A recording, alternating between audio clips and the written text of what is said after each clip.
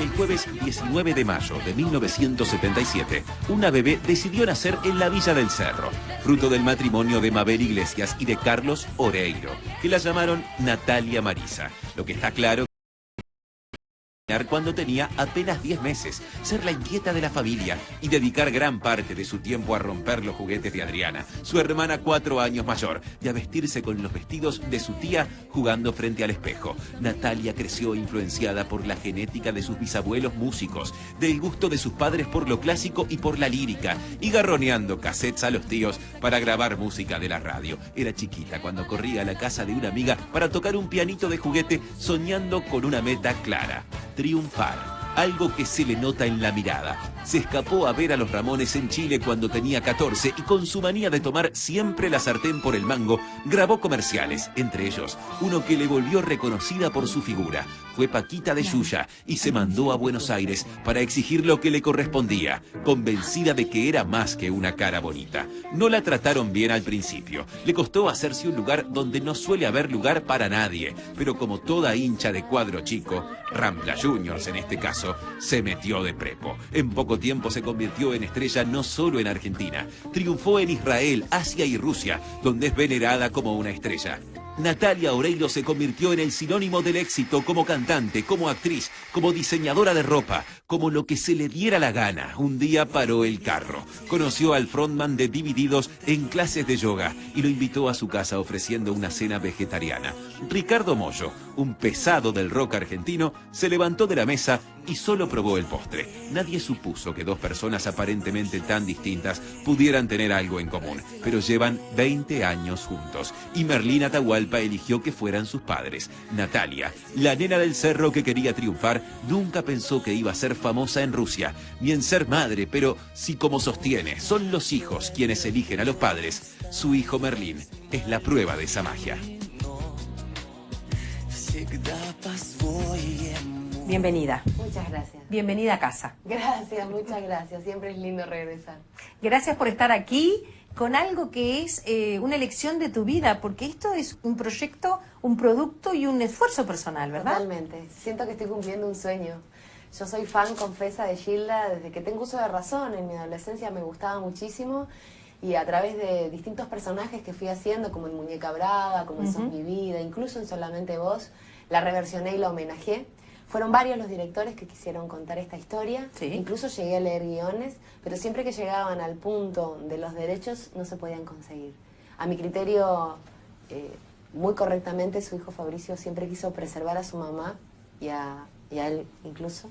Tenemos que tener en cuenta que para todos es Gilda, el mito, la leyenda, y para él es Miriam, su madre, con una historia trágica, con un desenlace trágico, porque pierde no solamente a su mamá en ese accidente, sino a su hermana y a su abuela, y 3 músicos también pierden la vida. Y aún así lo lograste. Sí. ¿Cómo fue esa charla? Bueno, ¿qué argumentos pusiste sobre la mesa? ¿O pusiste el corazón? Puse el corazón, en la película puse el corazón. Yo creo que yo le puse el corazón a la película y Gilda me prestó su cuerpo para interpretarla, porque las personas que lo ven, lo primero que me dicen es: estás igual, estás igual, cantas igual, te mueves igual. Y para mí es muy satisfactorio porque era un proyecto muy riesgoso incluso. Lorena Muñoz, la directora de esta película, es una mujer con mucha fuerza interior, muy segura incluso de sí misma, pero también es muy dulce. 3 cualidades que también tenía Gilda. Bien. Ella se acercó a la casa de él, de Fabricio, que es donde vivía con su mamá cuando era chico, y él no le atendía. Finalmente le escribimos en conjunto una carta donde le pusimos la admiración que sentíamos por su madre, el respeto que teníamos, el encare que le íbamos a dar a esta película, y se le adjuntó un disco con una interpretación mía de uno de los temas de ella. No me arrepiento de este amor. Evidentemente hizo un clic ese combo que nos dio una entrevista. Y fue tan maravilloso. Él es una persona muy especial, es un chico de 28 años, tiene una nena ahora. Un poco también entiendo yo que habrá tenido ganas de que su hija conozca un poco más de su abuela. Bien. Otro poco porque confío en nosotras, en el sentido que le íbamos a dar a la película. Él no puso ningún tipo de impedimento, no leyó el guión, no vio la película antes de su estreno. Pero sí le dijimos que nuestro encare iba más por el lado de la mujer. A nosotros siempre nos interesó hacer un hecho cinematográfico, no una película hitera, no es un musical, aunque Bien. tiene mucha música. Bien. Para mí como intérprete era muy importante incluso correrme del lugar de fan para conocer a la mujer, una mujer que tuviera contradicciones, que tuviera claros oscuros, que fuera profunda, para que la película lo fuera. Para poder contar una historia que funcionara no solamente para los fans de Gilda, sino para cualquiera que no conozca de su historia. Una película que pueda ser vista en Alemania, sin saber quién es Gilda, sin haber escuchado jamás su música, y sin embargo funcionara como historia, porque es una historia de superación, de lucha personal. Es una mujer que tuvo que atravesar muchos prejuicios, no solamente sociales, sino también familiares, porque no la aceptaban en el ambiente de la cumbia por ser distinta, pero tampoco aceptaba a su familia y su marido y su madre el hecho de que ella a los 30 años decidiera dar un giro de 180 grados y empezar a cantar en un boliche donde el ambiente era complicado, ¿no?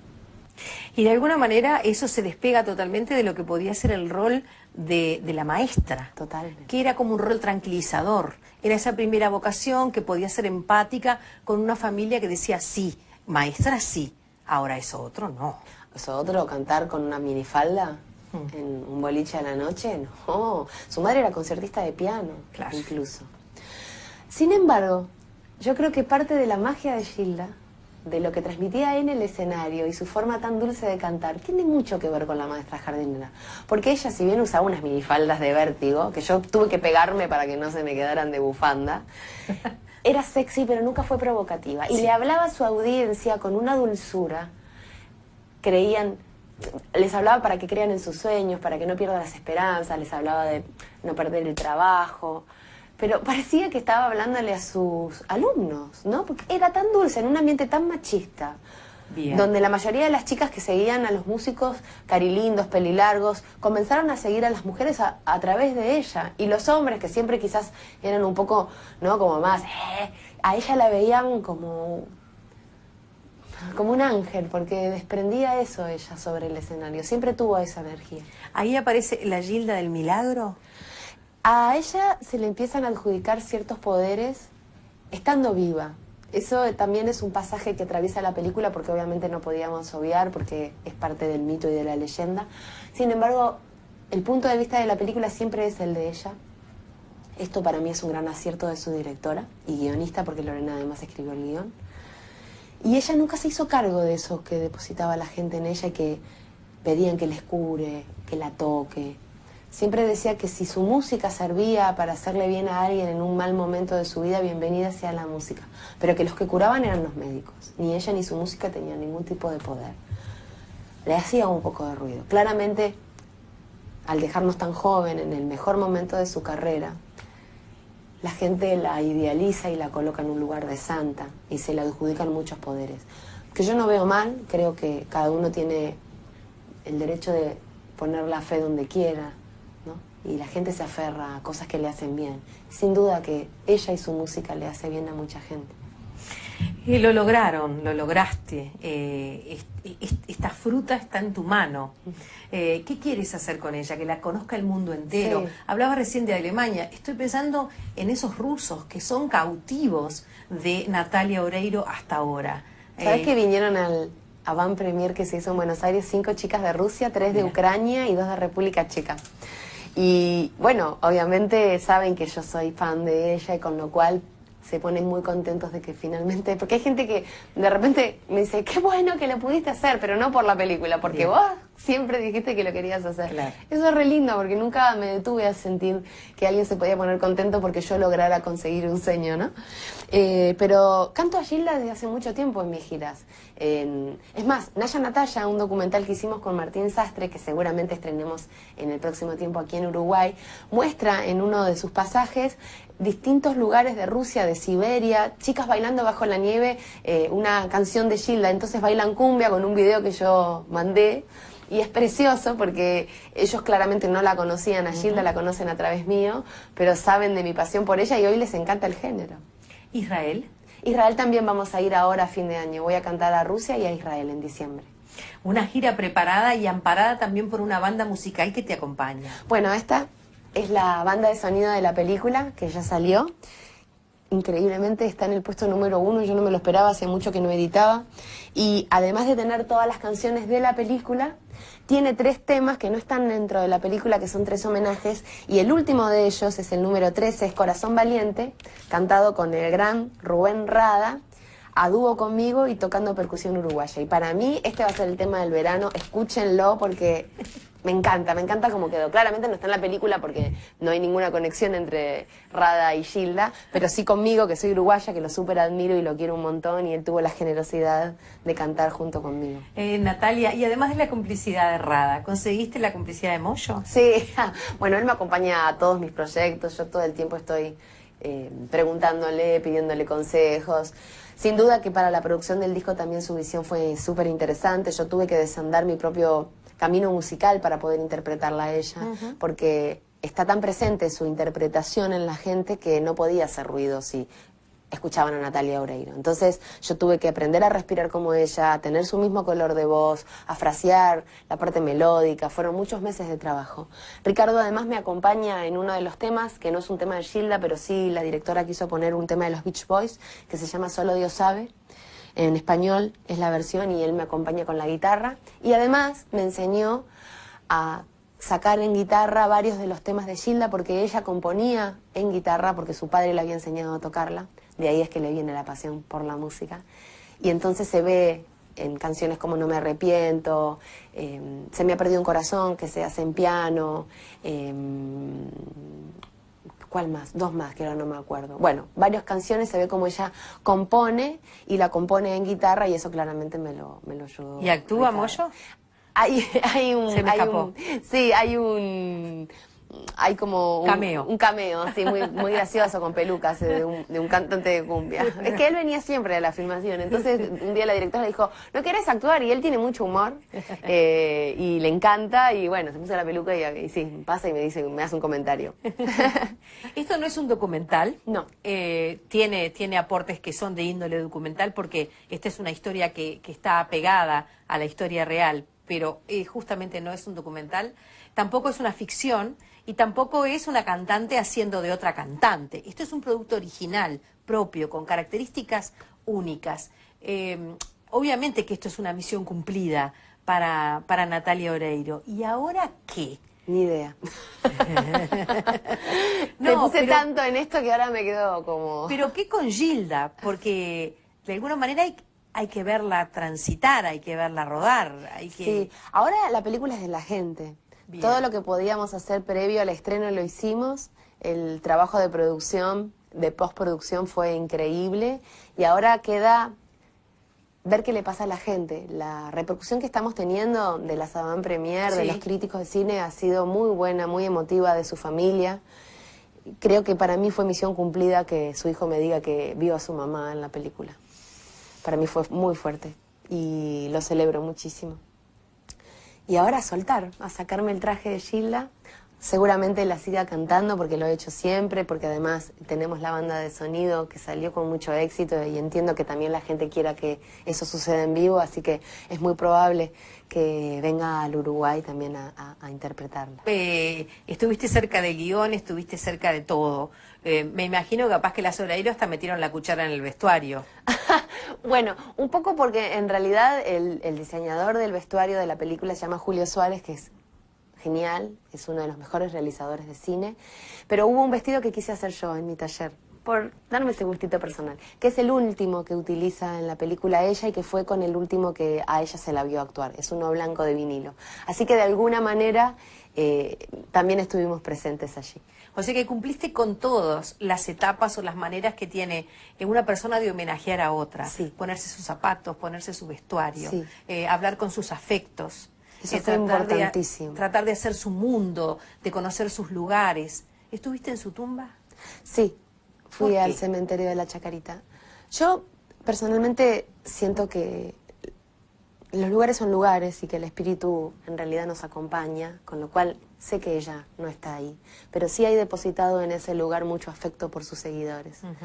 Entonces de alguna manera fui a pedirle permiso el día antes de empezar a filmar y me sentí muy bien.